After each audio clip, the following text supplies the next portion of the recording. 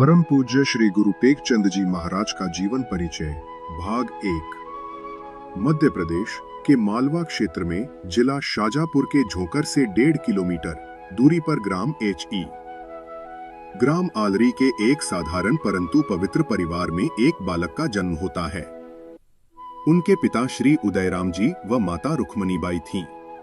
रुक्मणी, तुम्हारे आंगन में तो साक्षात कोई देव उतर आया है। इस बालक की आंखों में कैसी चमक है।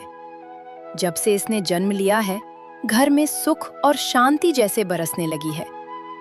टेकचंदर बेटा, पाठशाला जाने का समय हो गया है।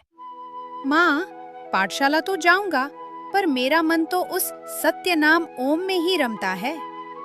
पाठशाला में शिक्षक: टेकचंदर, क्या लिख रहे हो? ध्यान कहाँ है? गुरुजी, हृदय में तो केवल सत्य नाम ओम ही गूंज रहा है। अक्षर तो अपने आप बन रहे हैं। टेकचंदर अपने हमउम्र बच्चों के साथ एक पेड़ के नीचे बैठे हैं। वे करताल बजा रहे हैं और कीर्तन कर रहे हैं। उनके चेहरे पर परम आनंद है। हव भय भंजन हारेया, विपिन बिहारी जन मनहारी, श्याम बांसुरी वारेया। भक्त जनन के अरु कवियन के, मन मंदिर उजियारेया। भारत भाग्य उदय करने, मेरे श्री कृष्णा प्यारेया।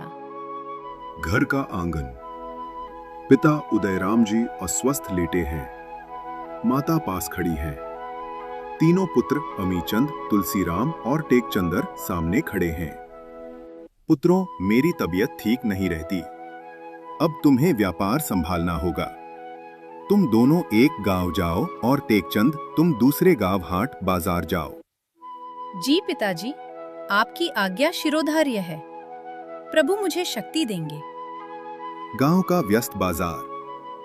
टेकचंद अपनी कपड़ों की दुकान सजाए बैठे हैं। अन्य व्यापारी उन्हें आश्चर्य से देख रहे हैं। एक व्यापारी: अरे भाई, तुम नए दिखते हो। किसकी दुकान है यह? जी, मैं उदयराम जी का पुत्र हूँ। आज से पिताजी की जगह मैं सेवा करूंगा। दुकान पर एक गरीब फटेहाल वृद्ध ग्राहक खड़ा है। टेकचंद मुस्कुराते हुए उसे कपड़ा दे रहे हैं और पैसे बहुत कम ले रहे हैं या नहीं ले रहे। बगल के व्यापारी गुस्से और जलन में देख रहे हैं। ये कैसा व्यापारी है? आधे दाम में माल बेच रहा है। ऐसे तो व्यापार डूब जाएगा। बाबा, आप ये वस्त्र ले जाइए। आपका आशीर्वाद ही मेरा असली लाभ है। माँ, इस कपड़े की कीमत पैसे नहीं, तेरा आशीर्वाद है। ले जा इसे, ईश्वर सब भला करेगा। अरे, ये तो पागल है। आधे दाम में माल लुटा रहा है। आज तो इसके घर में तूफान खड़ा कर दूंगा। बाजार के अन्य व्यापारी इकट्ठा होकर खुसर-पुसर कर रहे हैं। वे ईर्ष्या से भरे हुए हैं और उदयराम जी के घर की ओर इशारा कर रहे हैं। चलो, अभी चलकर उदयराम को बताते हैं कि उसके बेटे ने सारा व्यापार डुबो दिया है। शाम का समय। टेकचंद घर की दहलीज पर पहुंच रहे हैं, जहां उनके पिता और वे षड्यंत्रकारी व्यापारी पहले से खड़े इंतजार कर रहे हैं। वातावरण तनावपूर्ण है। अब क्या होगा? क्या टेकचंद जी अपने पिता को पूरा हिसाब दे पाएंगे, या फिर उन ईर्ष्यालु व्यापारियों की साजिश सफल हो जाएगी और टेकचंद जी को पिता के क्रोध का सामना करना पड़ेगा?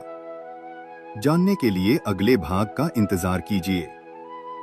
कथा पसंद आई हो तो हमारे चैनल को लाइक, शेयर, सब्सक्राइब करना ना भूलें। जय गुरुदेव।